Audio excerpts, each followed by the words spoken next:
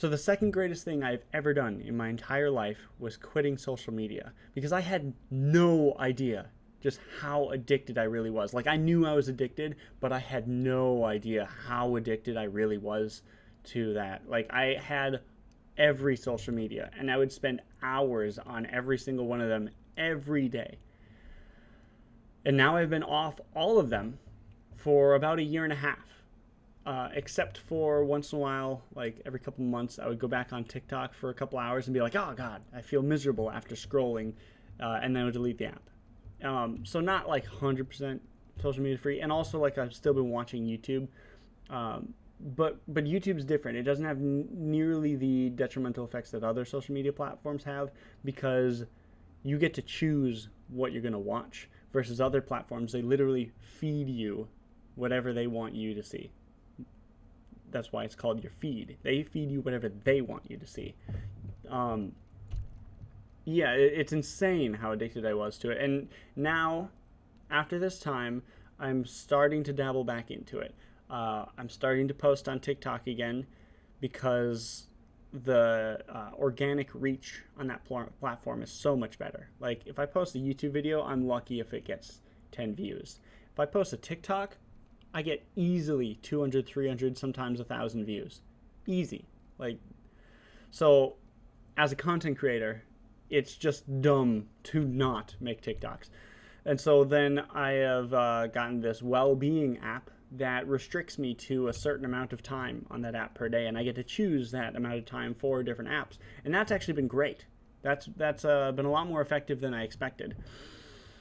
And I want to go back on Facebook purely for the Facebook Marketplace, so I can start buying and selling used things. Specifically, my neighbors at this apartment complex, they throw out all kinds of stuff where there's nothing wrong with it. Furniture, kitchen goods, bedding, clothing, just all kinds of stuff. And there's nothing wrong with any of this stuff. They could be donating it. So I just take it out of the dumpster and I clean it up and I run it through the washer or the dishwasher or whatever, and I use them. Or I've got this extra stuff that I could sell. So I want to go back on Facebook for that. Right. The thing I wanted to mention at the beginning of the video, but I forgot to until just now, is the biggest benefit that I did not expect. Like, there's obviously all the benefits that you expect, that everyone talks about, but the benefit no one talks about, and the thing that I actually found to be my favorite part of not being on social media, is that when you're on social media, you're always connected, except you're really not connected at all. If you're always connected, then you're not connected.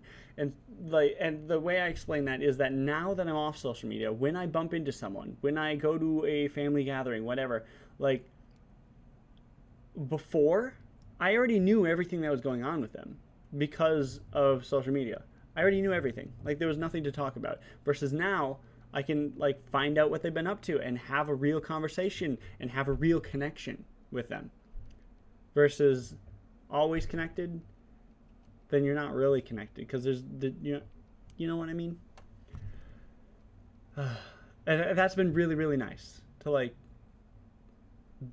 be able to dive into topics and get to know people on a much better level. And it feels like that's the way conversation always used to function back before we butchered it with the internet.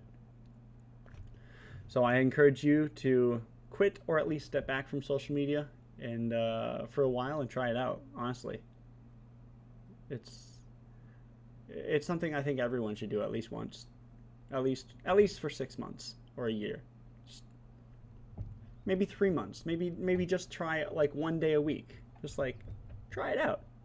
You'll be surprised how much it affects everything, not just the way you interact with other people, but like your own internal state as well, and your ability to focus.